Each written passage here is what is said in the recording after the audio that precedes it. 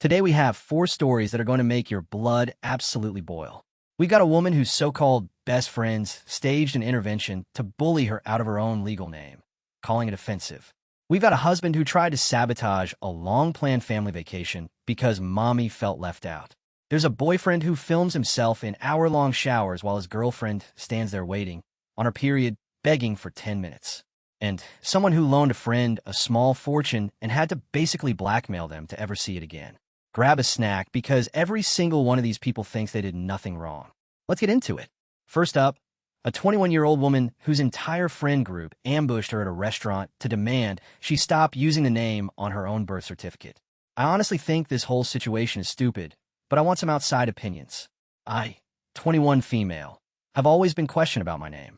Most people assume it's a chosen name, but it's the one on my birth certificate. I honestly like my name and the meaning behind it, but apparently my friends think it's inappropriate to go by it. My name is Moonshadow, and it's after a song and astrological effect. I've dealt with questions my whole life, and most of my teachers throughout school would refer to me by my middle name because it was easier to remember. Now that I'm an adult, I get less comments or questions. My friends have never seemed to care about my name, and I never really thought anyone did because it's just my name. However, the other day, we were supposed to meet up at a restaurant, and I walked into this weird vibe. Basically, all of my friends had staged an intervention to tell that they wanted me to go by a different name because they felt uncomfortable with using mine. When I asked why, they said that my name sounded native and that by using it, I was appropriating Native American culture. I pointed out that I was Cherokee, and they said that I didn't act it, so it didn't count. At that point, I was irritated and snapped at them, saying that I wasn't going to change my name because they were racist, which was probably out of line looking back. I left after that, and now my phone is being blown up by messages from the group and people outside of it saying that I'm being a bad friend for not respecting a boundary. I honestly don't see anything wrong with my name, but having so many people tell me that I'm in the wrong is messing with me. I would really appreciate some advice. Let's see what the comments have to say. This person commented, FFS, can people please learn that a boundary is not to control others and is instead about one's own reactions to scenarios? Your friends are trying to control you using therapy speak. Another commenter said, saying you don't act Cherokee is totally racist. Yeah, the comments came in hot on this one. Pretty much everyone agreed the friends were the ones out of line, weaponizing therapy speak to police someone's actual name. But what do you think? So what do you guys think? Was this person the asshole? Drop your verdict in the comments below. Next, a work-from-home mom planned a beach week with her family months in advance, until her husband suddenly decided their vacation needed to be cut short for his mother. My parents own a home by the beach, 6-hour drive from us, and every summer, me, my husband, and 7-year-old kid take a week to visit them and enjoy a free place to stay at the beach. We've done this for the last 4 years and coordinate our visit with my sister or brother and their kids. It's a fun trip. Not only do we spend time on the beach, but we'll go kayaking, visit neighboring beach towns, shop, relax, and my husband and I get a very rare date night. It's honestly a nice break for me, especially during the summer, because I work from home, and when my kid isn't at camp, I have to balance being a WFH mom and a SOM mom, which is really hard. So, we chose our week to visit about 2 months ago. Plans with my parents and sister are made. My husband and I put in our PTO request at work, and it's been approved. Now that we're about to leave, my husband suddenly wants to visit his parents that live out of state. I suggested we go up July 4th weekend. Mother-in-law tells him no, we can't visit that weekend because they already have someone else visiting. She says, come at the end of your vacation instead. My husband says to me, my mom wants us to leave the beach early and spend the last few days with her. Backstory here. In-laws live 2.5 hours away. My family lives 6 to 7 hours away. Driving to his mom's is about 2 hours out of the way. His retired parents showed zero interest in visiting us. We always have to make the trip to visit them, pack up our kid and our dog, and drive to their house.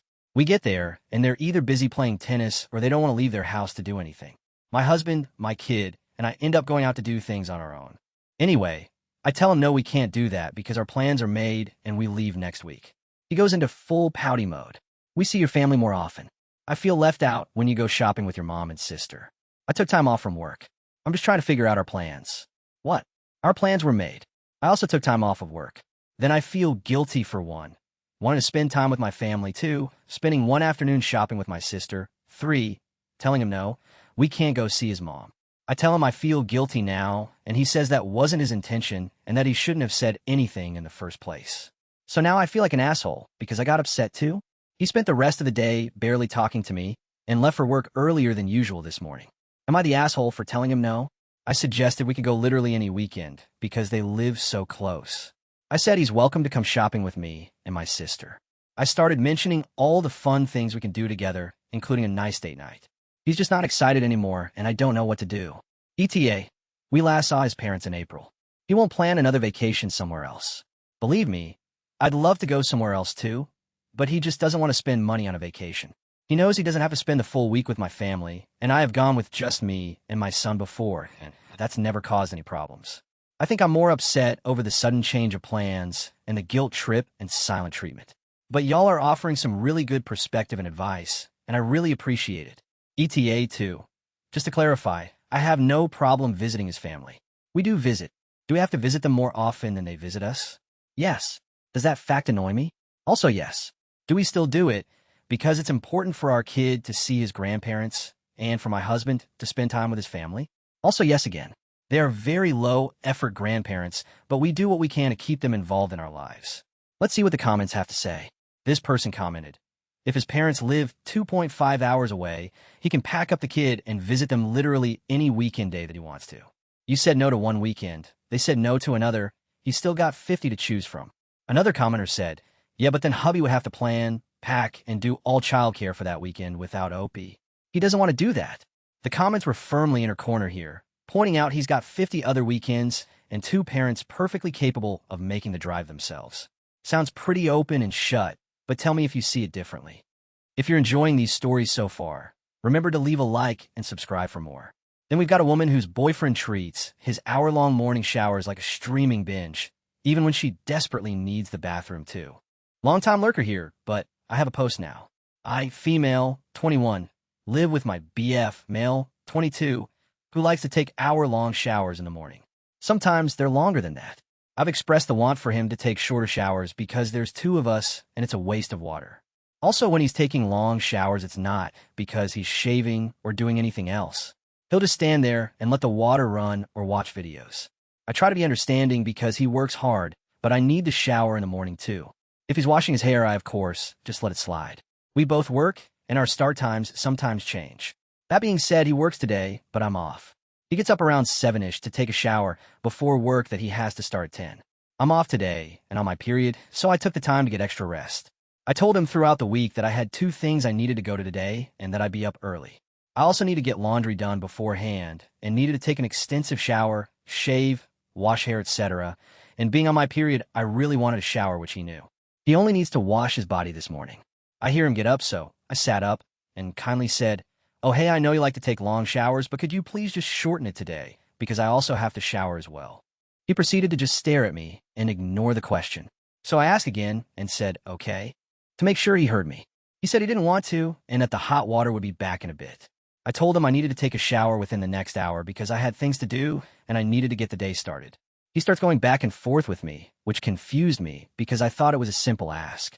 He finally says, I'm just going to take my shower. So I asked, please just keep it reasonable. To which he said the same thing in annoyance. I told him I wasn't trying to start any issues. I just needed him to compromise this morning. Throughout the conversation, he would just stop talking and stare at me. I'd ask him, are you thinking of a response or something, or are you just ignoring me? Sometimes he needs to think first to collect his thoughts before talking, which leaves a moment of silence. But he would just shrug and turn around or just ignore me completely, which I thought was kind of messed up because I was being very calm. I don't know. So am I the asshole? Update. He did end up cutting the shower and also decided to leave earlier than he usually does. I've read all your comments and replies and agree that the ignoring part and staring is not okay. Definitely reconsidering some things. We've also been together for a year and a half, so this behavior popping up now was interesting to see. Another point, just to clarify, I can hear and see the videos. It's usually just him scrolling on TikTok/YouTube shorts, a car repair video, or a gaming video. I walked in and checked, and he'll just be standing there watching them or just standing there facing the curtain or wall. I also know a lot have said to just shower earlier. I needed extra rest and had an alarm set. I just so happened to hear him get up, so I asked him to take a shorter shower and to be mindful of the water because I also needed a shower before I left and did not want to take a cold shower. Let's see what the comments have to say. This person commented, An hour-long shower with a single water heater and more than one person is an move most days. Another commenter said, "Hope you should find a water heater and turn it off after 10 minutes." The comments did not hold back, basically saying an hour-long, video-watching shower with one water heater is wild behavior. Sounds like they're on our side, but where do you land? So what do you guys think? Was this person the asshole? Drop your verdict in the comments below. And finally, someone who floated a friend 2,500 pounds for an emergency villa, then spent nearly a year chasing every last penny of it back. I have a female friend of over 25 years. Towards the end of August 2025, I get a desperate call from her. She is due to go away the next day with her family and her brother and his disabled wife. For background, her brother earns a healthy six-figure salary. UK. She has noticed that the five-star villa she has booked has an open-style staircase, and her disabled sister-in-law cannot use it. She canceled this villa, but tells me she won't get the refund for another 2 weeks. She doesn't want to admit this to her husband or her brother, so rings me, frantic, asking for a short-term loan to pay for a second villa with a promise of me being repaid in 2 weeks. I dutifully give her access to 2,500 pounds of my cash. She secures a second villa and happily flies to Rhodes and has a fabulous holiday with her husband, her children, her sister-in-law, and her brother. Remember, he has a six-figure salary here in the UK. She returns a week later. By mid-September, I have had 600-pound back and a few excuses. By end of October, I get an extra 900-pound back and some more excuses about cars being crashed into and dodgy repair companies withholding 1,000 pounds of my money from her bank. At the end of January 2026, and after some terse texting, I get another 450-pound back and a few more excuses of not being paid overtime, etc., etc. Bear in mind, her brother and his six-figure UK salary also had a lovely time in this five-star villa on my money. By this time, I'm getting cranky and start feeling pretty annoyed and helpless as I have nobody else to raise this with, and she's ignoring my texts on WhatsApp. She archived our chat as she didn't want her husband seeing my messages, as she didn't want him to know about the money and her mess up with the holiday.